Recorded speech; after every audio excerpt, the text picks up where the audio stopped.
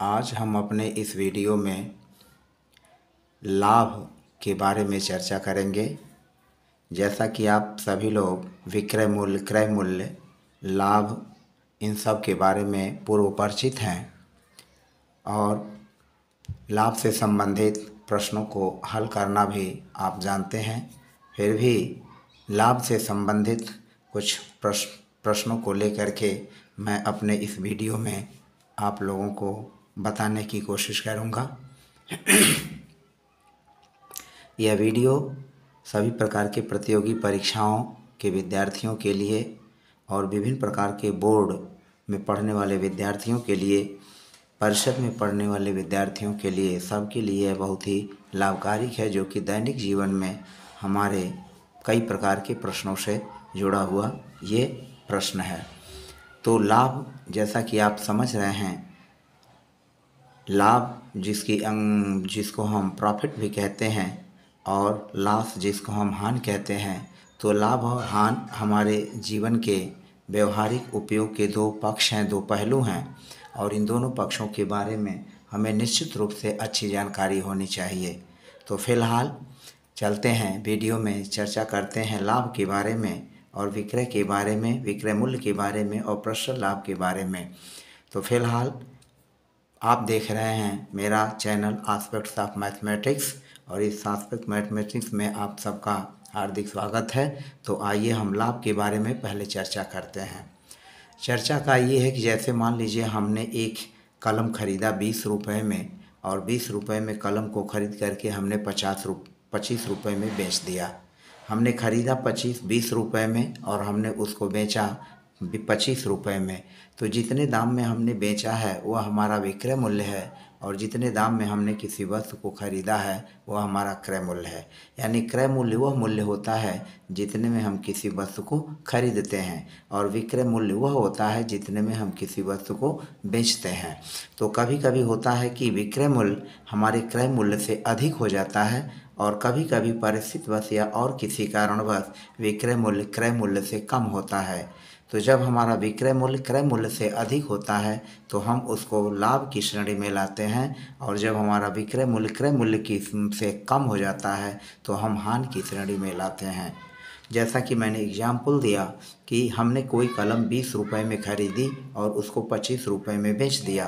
तो 20 रुपये में जो हमने ख़रीदा है वह क्रय मूल्य है, और जो हमने 25 रुपये में बेचा है वह हमारा विक्रय मूल्य है। अगर हमने क्रय मूल्य 20 रुपया है, यानी 20 रुपये में हमने कलम को ख़रीदा और उसको 15 रुपये में ही बेच दिया, तो यहाँ हमारा 5 रुपये का नुकसान हुआ और हमारा विक्रय मूल्य 5 रुपये होगा। तो उस अवस्था में हमारी हानि होगी। तो फिलहाल मैं केवल लाभ के बारे में चर्चा करूंगा, और लाभ के बारे में चर्चा करने के लिए हम एक सवाल लेते हैं और उस सवाल के आधार पर हम लगाते हैं। जैसे मान लीजिए हमारा ये पहला सवाल है, एक कलम का जो एक कलम है उस एक कलम का क्रय मूल्य, एक कलम का क्रय मूल्य 30 रुपये है। एक कलम का क्रय मूल्य जो है वह 30 रुपये है। कलम को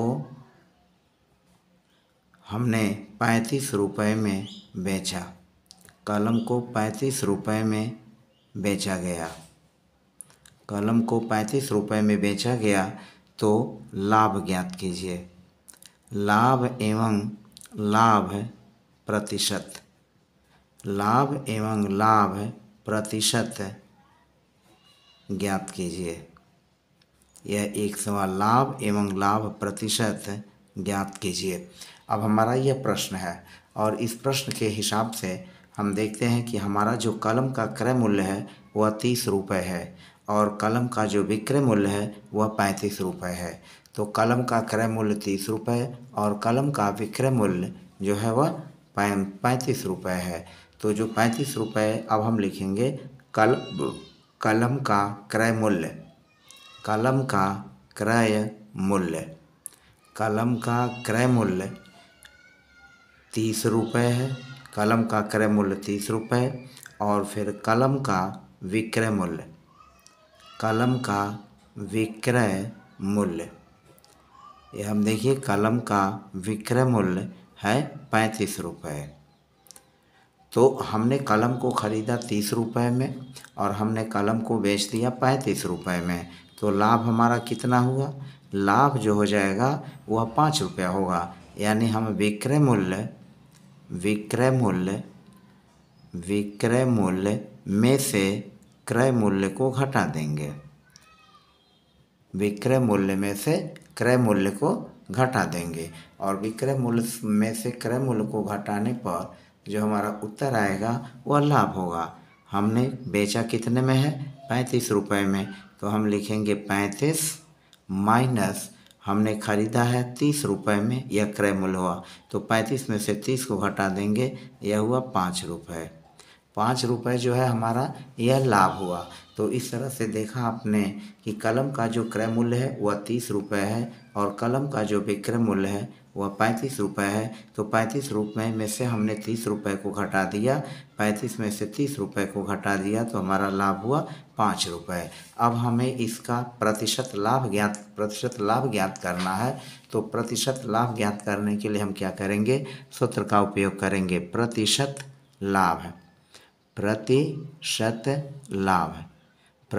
लाभ बराबर हो जाएगा लाभ गुणे 100 और बटे क्रय मूल्य। जैसा कि अभी सूत्र आपने देखा है, यह प्रतिशत लाभ बराबर हो गया लाभ गुणे 100 बटे क्रय मूल्य। यह जो है प्रतिशत लाभ ज्ञात करने का सूत्र है।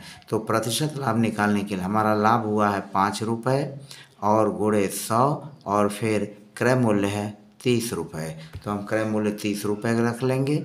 उसके बाद यह 0 से 0 कट जाएगा, यह हो जाएगा 10 बचे 50, 10 में 5 से गुणा जाएगा, बट्टे हो जाएगा 3। अब हम 50 में 3 से भाग देंगे, तो 50 में 3 से भाग देने पर हमारा यह आएगा, मान ली 50 में 3 से भाग दीजिए, 3 एकम 3, 2 घटेगा 0, 3 छक 18 और फिर 2 घटेगा 10 और फिर ये हो जाएगा 0, 3 छक्के 18 और फिर 2, फिर 3 छक 18, यानी नियर अबाउट 16.66% का लाभ होगा। तो इस तरह से हम प्रतिशत लाभ जो है ज्ञात कर लेते हैं। इसी तरह से एक दूसरा प्रश्न लेते हैं और इस दूसरे प्रश्न को भी हल किया जाता है। दूसरा प्रश्न कुछ इस तरह का है। दूसरा प्रश्न इस तरह का है, एक गाय को 4,000 रुपये में, एक गाय को 4,000 रुपये में खरीदा गया। एक गाय को 4,000 रुपये में खरीदा गया तथा 4,500 रुपये में बेचा गया। 4,500 रुपये में बेचा गया। तो लाभ एवं प्रतिशत लाभ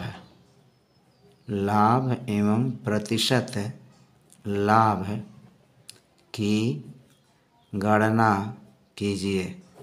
लाभ एवं प्रतिशत लाभ की गणना कीजिए। अब यहाँ देखें, गाय को हमने 4,000 रुपये में ख़रीदा है। गाय को हमने 4,000 रुपये में ख़रीदा, यह क्रय मूल्य होगा, और गाय को हमने 4,500 रुपये में बेच दिया तो यह विक्रय मूल्य होगा। तो जो हमारा इसका हल होगा हम इस तरह से लगाएंगे, यह हो जाएगा हल। और यहाँ क्रय मूल्य कितना है? क्रय मूल्य हमने गाय को 4,000 रुपये में ख़रीदा है तो यह हो गया रुपये 4,000, यह हो जाएगा रुपये 4,000। 4,000 में हमने गाय को ख़रीदा है तो यह क्रय मूल्य हो गया। और विक्रय मूल्य चूँकि हमने गाय को 4,500 में बेचा है तो 4,500 रुपये यह हो जाएगा आपका विक्रय मूल्य। अब हमें लाभ ज्ञात करना है तो लाभ बराबर इस 4,500 में से 4,000 को हम घटा देंगे। तो हमारा आएगा 500, यानी लाभ जो होगा 500 रुपये होगा। तो हमारा हो जाएगा विक्रय मूल्य, वी लिख के शून्य दे देते हैं, मूल लिख के शून्य, यह हो जाएगा विक्रय मूल्य, ऋण क्रय लिख के शून्य और मूल लिख के शून्य, तो यह हो जाएगा क्रय मूल्य। तो इस विक्रय मूल्य में से क्रय मूल्य को हम घटा लेंगे। हमारा विक्रय मूल्य है 4,500 रुपये और माइनस क्रय मूल्य है 4,000 रुपये, घटाएंगे कितना आ जाएगा 500 रुपया जो होगा वह हमारा क्या हो जाएगा, ये लाभ हो जाएगा। 500 रुपये लाभ हुआ और हमें लाभ प्रतिशत लाभ ज्ञात करना है, तो वही सूत्र का उपयोग करेंगे। प्रतिशत लाभ है, प्रतिशत लाभ बराबर यह हो जाएगा लाभ गुणे 100 और बटे क्रय मूल्य, बटे क्रय मूल्य। अब हम इसको लगाएंगे और इसको लगा करके आगे चलते हैं। यह लाभ हो गया 500 रुपये गुणे 100 और बटे क्रय मूल्य हो गया 4,000 रुपये। यह जो हमारा क्रय मूल्य है 4,000 रुपये, हम इस 4,000 को यहाँ रख लेंगे इस क्रय मूल्य की जगह। अब देखिए यह जो है 1 2 शून्य, यह 2 शून्य कट जाएगा, फिर 1 शून्य है, 1 शून्य कट जाएगा, बचेगा हमारा 50/4। 50/4 में जब हम भाग देंगे तो यह हो जाएगा 4 इकन्ने 4 और फिर एक शेष बचेगा, 4 इकन्ने 4 और 4 दूने 1, फिर 4 दूना 8, 4 इकन्ने 4, 4 दूना 8 और फिर यह 0.50 यानी 12.5, यानी 50 में 4 से भाग देंगे तो यह आएगा 12.50। तो इतने प्रतिशत का यह लाभ हो जाएगा। प्रतिशत लाभ हमारा हुआ 12.5%। तो इस तरह से हम प्रतिशत के जो सवालों को हल कर सकते हैं जो कि लाभ से संबंधित हैं। एक तीसरा सवाल हम लेते हैं। एक तीसरा सवाल है और तीसरा सवाल जो है हमारा कुछ इस तरह से है। एक फल विक्रेता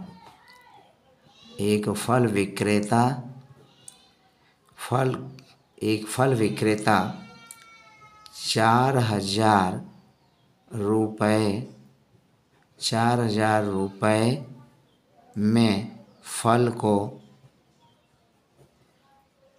बेचता है।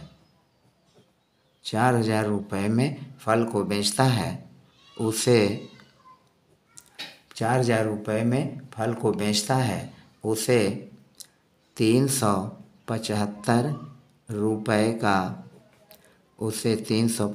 रुपये का लाभ होता है। उसे 375 रुपये का लाभ होता है। उसे 375 रुपये का लाभ होता है। क्रय मूल्य ज्ञात कीजिए। क्रय मूल्य ज्ञात कीजिए।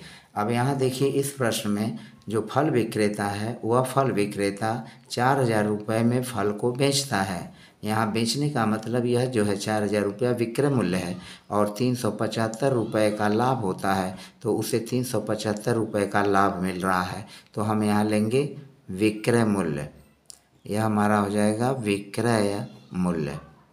विक्रय मूल्य हुआ विक्रय मूल्य 4,000 रुपये, विक्रय मूल्य 4,000 रुपये और लाभ हो गया 375 रुपये। यह हो गया 4,000 रुपये और यह हो गया 375 रुपये। विक्रय मूल्य जो है 4,000 रुपये है और लाभ जो है 375 रुपये है। तो हमें क्रय मूल्य ज्ञात करना है। तो हम क्रय मूल्य कैसे ज्ञात करेंगे? क्रय मूल्य तो क्रय मूल्य बराबर हो गया विक्रय मूल्य और ऋण लाभ, यानी विक्रय मूल्य में से हम लाभ को घटा देंगे। तो 4,000 हमारा विक्रय मूल्य है, इसको रखेंगे यहाँ 4,000, ऋण लाभ है 375 रुपये, तो 375 रुपये घटा देंगे, यह हो जाएगा आपका 3,625 रुपये। 3,000 इसमें से 4,000 में से 375 घटाएंगे तो यह हो जाएगा 3,625 रुपये। तो इस तरह से अगर हमें विक्रय मूल्य ज्ञात है और लाभ ज्ञात है तो विक्रय मूल्य और लाभ ज्ञात होने पर हम क्रय मूल्य को भी आसानी से निकाल सकते हैं। तो ये तो हुआ संबंधित प्रतिशत लाभ ज्ञात करना और क्रय मूल्य ज्ञात करना जब हमें विक्रय मूल्य और लाभ मालूम हो। अब हम अगला काम करते हैं कि जैसे हमें अगर क्रय मूल्य निकालना हो तो क्रय मूल्य कैसे निकालेंगे जब हमें लाभ दिया हो। तो अगला सवाल हमारा जो है इस तरह का है। यह अगला सवाल चौथा, यह अगला सवाल है। मान लीजिए एक दुकानदार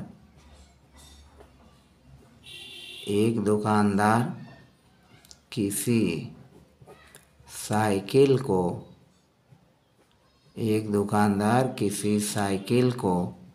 4,250 रुपए में खरीदता है। खरीद कर 4,250 रुपये में खरीद कर 380 रुपये के लाभ पर बेच देता है। विक्रय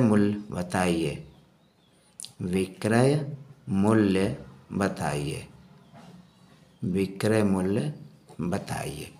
अब यहाँ क्या है, यहाँ हम बहुत स्पष्ट तौर पर देख रहे हैं कि दुकानदार जो है वह साइकिल को 4,250 रुपये में खरीद रहा है।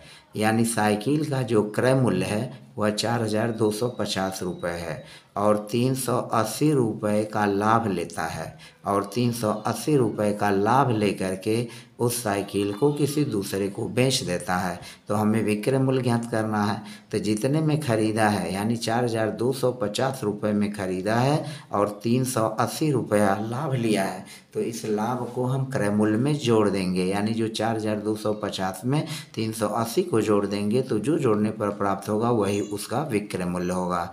तो हम यहाँ लिखते हैं इसके हल में क्रय मूल्य। यह जो है हमारा क्रय मूल्य कितना है, 4,250 रुपये। 4,250 रुपये क्रय मूल्य हुआ। और लाभ कितना लिया, लाभ उसने लिया है, लाभ बराबर है 380 रुपये। लाभ उसने लिया 380 रुपये, इसलिए विक्रय मूल्य बराबर क्रय मूल्य और धन लाभ। यानी क्रय मूल्य में लाभ को हम जोड़ देंगे तो 4,250 और धन 380 बराबर यह जोड़ने पर हुआ 0, 8 5 13, 3 2 5 1 6 और 4,630 रुपये। यानी उस दुकानदार ने उस साइकिल को 4,630 रुपये में बेचा, जबकि उसका क्रय मूल्य है 4,250 रुपये और लाभ है 380 रुपये। तो इस तरह से अगर हमें क्रय मूल्य और लाभ ज्ञात हो तो हम विक्रय मूल्य भी ज्ञात कर सकते हैं, और विक्रय मूल्य और लाभ ज्ञात हो तो क्रय मूल्य भी ज्ञात कर सकते हैं। लाभ और क्रय मूल्य ज्ञात होने पर हम प्रतिशत लाभ भी आसानी से ज्ञात कर सकते हैं। कभी कभी इस तरह के प्रश्नों में कुछ दूसरे तरह के भी प्रश्न आते हैं। जैसे मान लीजिए कि साइकिल ही का उदाहरण लीजिए, और साइकिल का उदाहरण लेकर के अगर हम देखें कि कोई दुकानदार साइकिल को 4,250 रुपये में खरीदता है और उसकी ढुलाई और मरम्मत आदि पर कुछ अन्य पैसे अगर खर्च करता है, तो विक्रय मूल्य निकालने के लिए जितने में वस्तु खरीदी गई है उसमें ढुलाई का मद और अन्य तरह की जो मरम्मत रिपेयरिंग का काम होता है उस मद को भी जोड़ेंगे तो हमारा कुल साइकिल का क्रय मूल्य होगा, और उसमें फिर लाभ को जोड़ देंगे तो हमें उस साइकिल का विक्रय मूल्य ज्ञात हो जाएगा। अब जैसे इसी उदाहरण में मान लिया जाए कि दुकानदार ने 4,250 रुपये में खरीदा, तो 4,250 रुपये में उसने खरीद लिया। हम इसी प्रश्न को पुनः लेते हैं और सवाल लगाते हैं इसको कि एक दुकानदार ने किसी रेडियो को मान लीजिए है, किसी रेडियो को 3,450 रुपये में खरीदा। उसके मरम्मत